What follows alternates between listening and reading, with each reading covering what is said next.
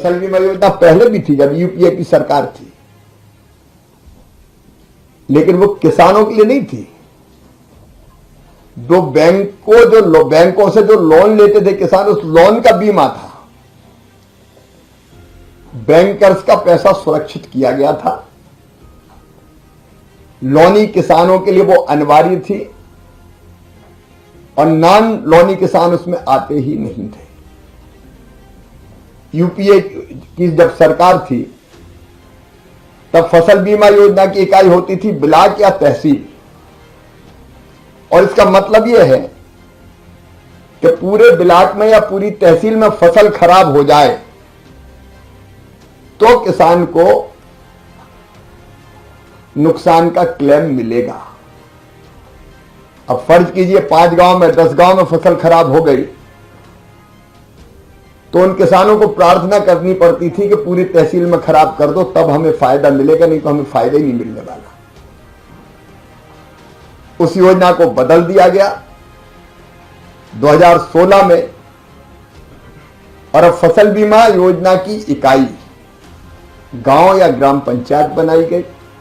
मतलब गांव में भी फसल का नुकसान होगा तो भरपाई बीमा कंपनी करेगी।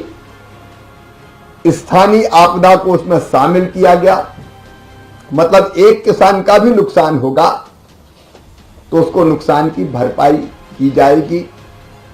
ऐसे अनेकों परिवर्तन उस समय किए गए और बाद में हमने और तय किया कि बीमा कंपनी अगर क्लेम के भुगतान में देर करती है तो 12% की दर से उस पर ब्याज किसान को देना पड़ेगा जितनी वो देर करेगी। पहले कई बार राज्य अपना हिस्सा नहीं देते थे क्योंकि फसल बीमा योजना में एक हिस्सा राज्य सरकार का और एक हिस्सा केंद्र सरकार का 50-50% होता है। तो राज्य डिले करते थे तो पैसा बहुत डिले हो जाता था। अब केंद्र सरकार ने कहा कि नहीं, हम अपना पैसा तत्काल किसानों के खाते में डाल देंगे। ऐसे अनेकों परिवर्तन फसल बीमा योजना में किए गए और आज उस फसल बीमा योजना के लिए जितनी धनराशि की आवश्यकता है,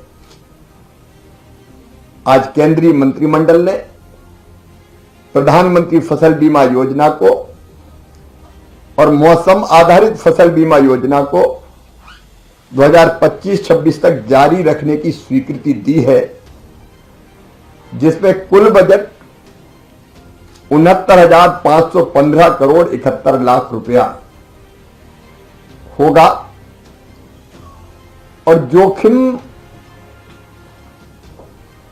का जो कवरेज है वो बोनी से लेके, मतलब बीज अगर बो दिया और पानी ज्यादा गिर गया और फसल बीज खराब हो गया तो भी क्लेम मिलेगा किसान, तब से लेके फसल कटाई तक।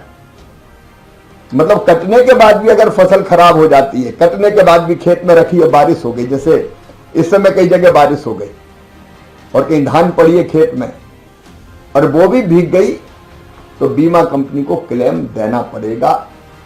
तो बुआई से लेकर कटाई तक, ओला इल्ली, सूखा पाला, बाढ़, बरसात, ये सब का सब इससे कवर किया गया है।